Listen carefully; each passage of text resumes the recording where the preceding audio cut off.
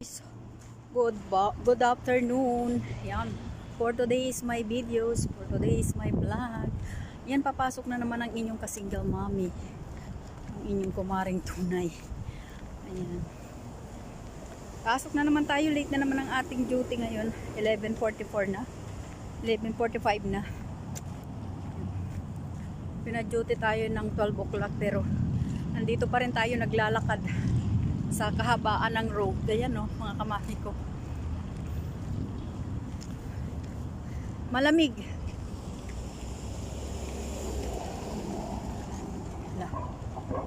Malamig ba?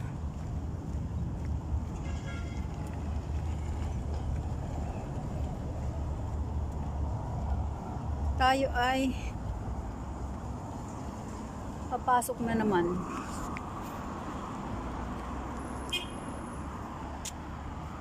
Ayan, tawid tayo at wala pang takbo.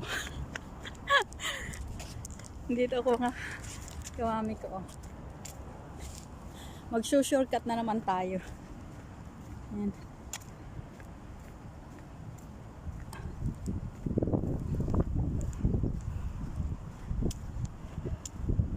Ang problema lang sa akin ngayon ay madali akong mapagod pa.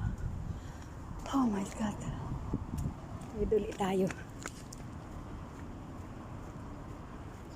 Shortcut ulit tayo dito sa Marina Mall.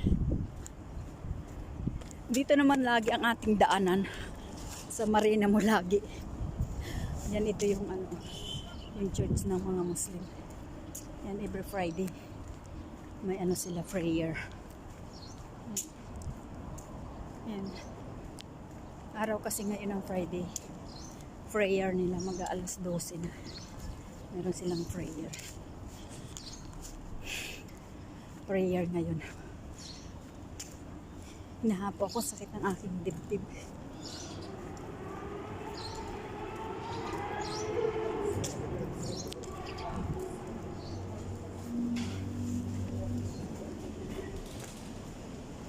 Dito na ako sa Marina Mall. Akyat tayo dito.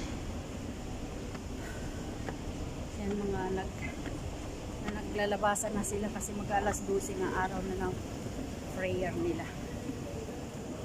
Sala. Araw na ng sadla nila. Ha? Ano ba naman kasi itong aking bag na ito? Lagi na nalalaglag. Ganyan nga natin. Oh. Yan, pa man. Nandito na ako sa Marina Mall na naman.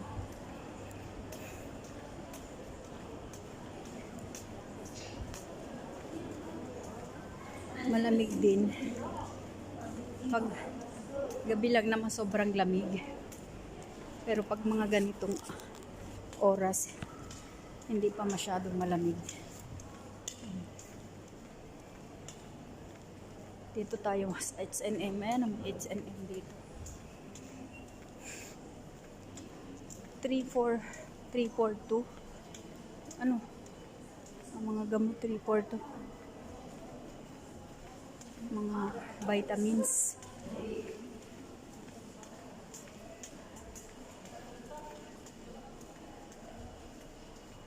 Victoria's Secret. Mga panty dito tayo sa Victoria's Secret daw. Wala namang masyadong customer. Ayan, andito ako sa Marina Mall.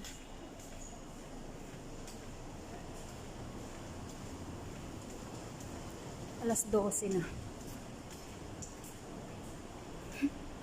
Dadating ako dun mga mga 12:35 siguro.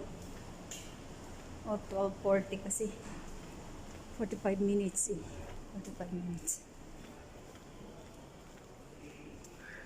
Hindi na ako dadaan sa Miniso. Wala naman akong bibili dyan. Dito 75% mga sapatos. Pagtingin tayo. 20 KD. Yung ganito. New Balance. Yan. 20 KD yan, 20 KD. Sa atin ay 3,000. 3,000 pesos. Yan. May mga sticky dito.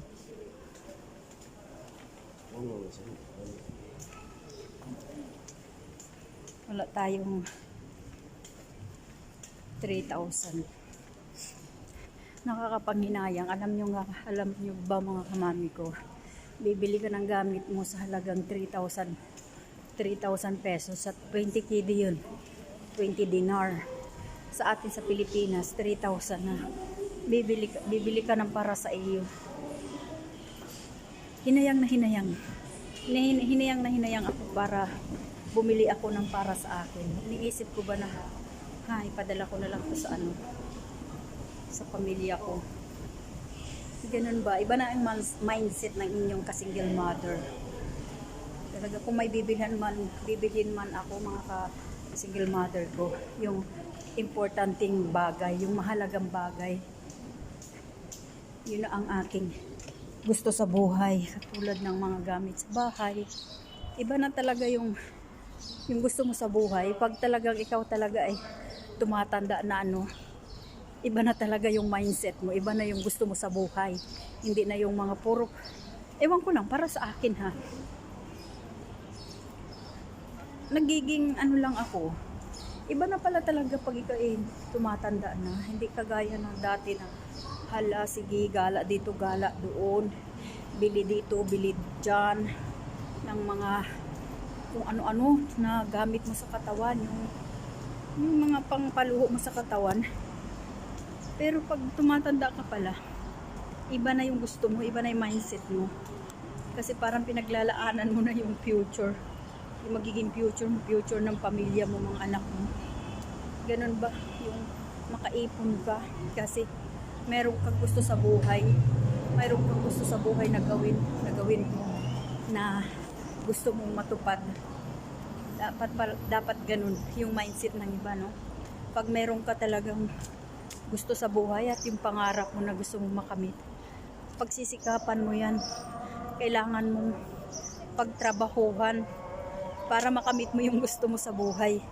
Kasi kung hindi ka magtatrabaho at pangarap ka lang hanggang sa gusto ko niyan, hindi mo magkukuha yun. Tsaka kung aasa ka sa ibang tao, hindi maganda. Hindi maganda yung aasa ka lang sa pamilya mo o sa ibang tao para magkaroon ka lang ng sarili mo. Magsikap ka para nagsasala na. Para makamit mo yung gusto mo, para makuha mo yung gusto mo. Yung gusto mong bilhin. Ganun ba? Kasi yung mga iba ngayon, lalo na mga ibang kabataan, walang iniisip kundi puro kasiyahan, puro waldas ng pera. Hindi nila iniisip yung paghihirap ng kanilang mga magulang. Tapos hindi pa marunong mag-appreciate. Ganun, tapos hindi ka man lang nila marunong maalala, saka ka lang nila maaalala pag may kailangan sila sa iyo. Hindi ka titigilan niya ng kami message. Pag nakuha na nila yung gusto nila, wala ka na. Wala na ni hoy ni hay. Wala nang pakialam sa iyo kasi nga nakuha na yung gusto nila sa iyo. Ayun lang, thank you guys, thank you for watching, and don't forget to follow and share. Ayan. Malayo pa rin ako. Nandito pa rin ako, naglalakad pa rin. Ayan, Mainit ngayon. Ayan. Yung naririnig ninyo na yun ay nagsasala po. Na alas 12 na. Oras na ng kanilang pagsasala. Ang naririnig, Akbar na. Ibig sabihin, alas 12 na at nagdadasal na sila. Ayan, thank you guys. Thanks again. Thank you for watching, and don't forget to follow, share, and again. And maraming salamat sa lahat ng nagsusuporta sa aking page, Miley Single Mom Vlog. Thank you guys, and God bless us all, and Jesus loves you. Bye-bye.